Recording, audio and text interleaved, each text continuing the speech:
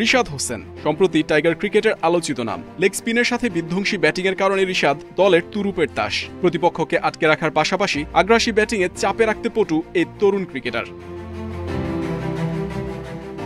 জাতীয় দলে নিয়মিত রিশাদ দলের জন্য প্রস্তুত থাকেন সেরা পারফরমেন্সের জন্য। চ্যাম্পিয়ন্স ট্রফিতেও ভারতের বিপক্ষে দারুণ পারফর্ম করেন। 2 উইকেট শিকার করেছেন, ইকোনমিও নজর কাড়া। নিউজিল্যান্ড ম্যাচে খরুচে হলেও তুলে নেন 1 উইকেট।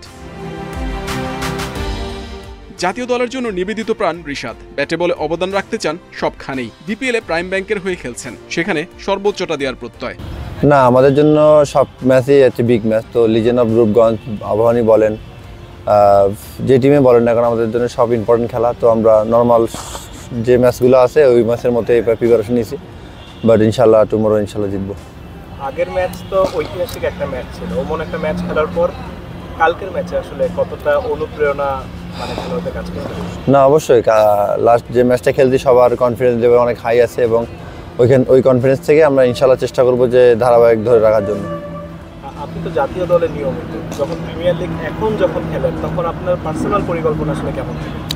আসলে আমি জাতীয় দলে খেলি বা যেখানেই খেলি না কেন, আমার একটাই ইচ্ছা থাকে যে আমি যেন দলের জন্য খেলতে পারি এবং দলকে জিতাতে পারি। তো সেম আমাদের লক্ষ্য থাকবে একই, যে আমি যেন দলের জন্য খেলতে পারি এবং দলের যেটা প্রয়োজন ওটা দিতে পারি ইনশাল্লাহ। ভারসাম্যপূর্ণ দল প্রাইম ব্যাংক। নাইম শেখ দারুণ ছন্দে আছেন, বোলিং ইউনিটও সেরা। চ্যাম্পিয়ন হওয়ার মতো রসদ আছে প্রাইম ব্যাংকের। আমার কাছে আমরা 100% ব্যালেন্স আছি, যে ব্যাটিং, বোলিং, ফিল্ডিং 3 সাইড দিয়ে। তো আমরা যদি সবার নিজের সেরাটা দিতে পারি তো ইনশাল্লাহ কোনো টিম আমাদের সঙ্গে দাঁড়াইতে পারবে না, আশা করি। এমন একটা ম্যাচের আগে আপনার পার্সোনালি মেসেজ কি থাকবে?